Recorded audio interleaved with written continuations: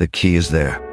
It glints beneath the dust, half buried in the rotting pine where the floorboards cracked open 7 years ago. The same night, I drove the first nail into the vault's eastern wall. The brass is cold to the touch even before my fingers close around it. Its teeth are worn smooth, not by turning locks, but by a left index finger that once pressed against every door handle in this house. My wife's hand, still warm with the ghost of her palm print, and though her skin has long since dissolved into ritual ash, I do not kneel. Not yet. The vault yawns open before me, silent as a throat, swallowing its last breath. 7 limestone faces rotate, 1 per second, each inscribed with verses from Rosenkreuz's tomb, each surface humming now with the glow of 11 devotional residues. A child's first laugh pinned between 2 slivers of whalebone, the final sigh of a baker who never asked for payment when he handed me bread on winter mornings, the silence after a stranger said I'm sorry to a passing wind. They pulse blue, faint as dying stars and stitched into the elderwood effigy, now seated upright upon its stone dais, arms folded over its chest, face hollowed, eyes aglow. It looks like her. Not how I remember her, not how I wished for her, but how she must have looked in those last moments before sleep claimed her. The slackness of her jaw, the slight tilt of her left shoulder where the weight of my absences had settled like dust on velvet. 12 figures stand just beyond the threshold. Not spirits, not phantoms, flesh and memory pressed thin, like parchment soaked too long in rainwater. Each wears the silhouette of someone I once asked to love me, unconditionally, without question, without payment. A maid who polished my boots every morning after her daughter died. The priest who prayed aloud for my salvation, while his own wife lay dying across the chapel's aisle. The widow from Market Street whose wedding shroud now stitches the effigy's collar. Their eyes do not look at me. They look past me, toward the key. The hum begins in my soles, not vibration, not spirit song. 1,000 keyholes clicking shut in unison. The sound of doors closing on promises kept too late, of hands withdrawing from touch after a lifetime of reaching. Each click aligns with the exhale of the house's oldest beam, groaning under the weight of forgiveness never spoken. The scent rises, cold incense, yes, but beneath it, crushed rose petals, milk-slick wood, and something deeper, the metallic tang of regret left to ferment in the dark. I descend through the peeled-back floor, each step sinking into fibrous underlayment that remembers pressure from feet long gone. My boots crush centuries of bridal dust, petals ground beneath generations who believed their joy would outlast grief. The banners above tremble, moth-eaten silk, once stitched with gold thread and hung during harvest feasts before the first funeral. One still bears the embroidered initials of a child I forgot to name when she brought me tea on the day my wife was laid into the ground. I reach for the effigy, not to awaken her, not to claim her, to thank her. The needle is in my pocket, silk from the widow's shroud, threaded with a hair from my own scalp, the last thing I took from myself before beginning this work. It glints in the blue light and thin as memory. I do not pierce the effigy. Instead, I drive it through my right palm.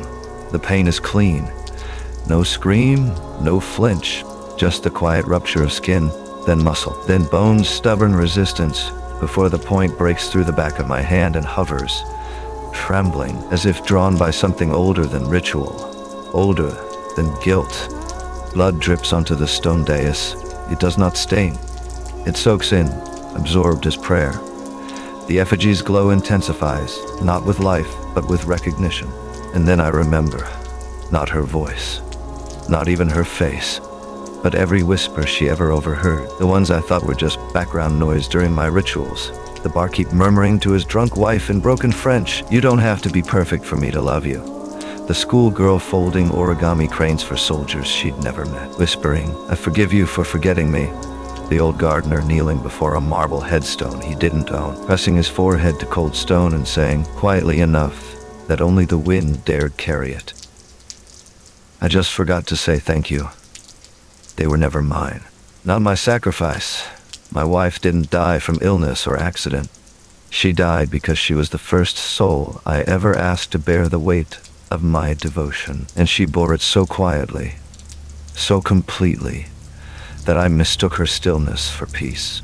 The 12 figures move at once. No step echoes. No breath stirs the air. They glide forward, 10 feet, 8 feet, 5, their hands rising not in accusation, but in offering. Palms outstretched toward my chest, not to touch me, not to claim me, only to press. The first reaches me, a woman with a scar along her jawline from a fire I never acknowledged when she served my wine on the night of our 3rd anniversary. Her hand settles on my sternum. The skin beneath it darkens, not with burn, but with ink. A line of script, faded but legible. I prayed for you every dawn, though you never looked up.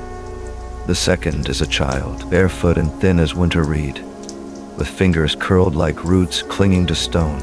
He presses his palm to my ribs. The inscription blooms beneath his touch. You called me your miracle. Then stopped asking what I needed to survive it. Each hand that meets me leaves scripture. Not curse, not blessing, but record. A ledger of debt paid in silence. One man's knuckles are swollen with arthritis from years of carrying my books. His mark reads, I carried the weight so you wouldn't have to kneel.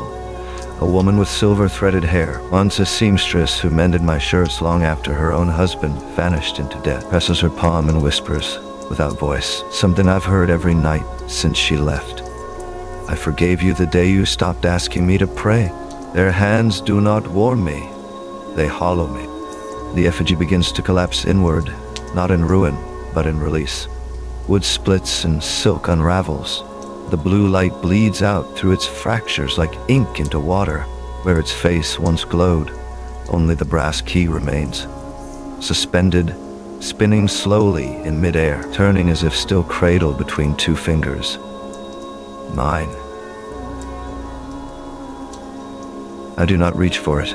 The hum stops, not abruptly, not with thunder or shattering glass, but like a sigh drawn from every room, every hall, every cupboard where I left love unfinished. The floor beneath me ceases its vibration. Even the oldest beam falls still. For the first time since the ritual began, the silence is not empty. It is full, full of what was given, full of what was taken. I kneel, not in submission, not as penance, in surrender. My wounded palm flattens against the floor. The very board where I drove the first nail 7 years ago, where my wife once knelt to tuck a blanket beneath my legs after a sleepless night of calculations and incantations. The wood is damp with memory, splintered by time, stained with sweat and salt and dried tears I never noticed at the time. My skin meets grain. Blood seeps into crack and crevice. And then the house breathes, not as structure, not as architecture, as prayer. It does not speak in words. It does not summon wind or flame or spirit light. It simply is. The walls exhale. The ceiling weeps slow, dark beads of resin. The floorboards lift beneath my palms, tiny fractures opening like lips, and from them rise the scent of milk, of rose petals, of unopened letters, of a child's wooden spoon still blackened by fire. And somewhere, not distant, not hidden, but beneath, I feel it. The pulse, not of resurrection, of recognition.